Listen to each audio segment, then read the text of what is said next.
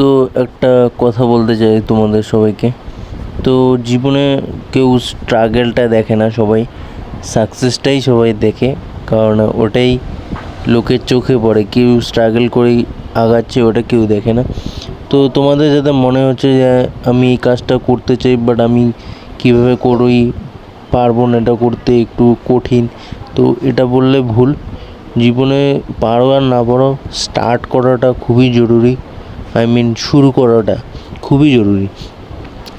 তুমি এখন হয়তো বা পারছো না, বাট তুমি করতে করতে একদিন হয়তো বা সেই কাজের অর্ধেকটারও বেশি শিখে যাবে, সহজ হয়ে যাবে, তখন তুমি কাজটা করতে পারবে। তো আমি এটাই বলবো, লাইফে শুরু করাটা জরুরি, ঠিক আছে?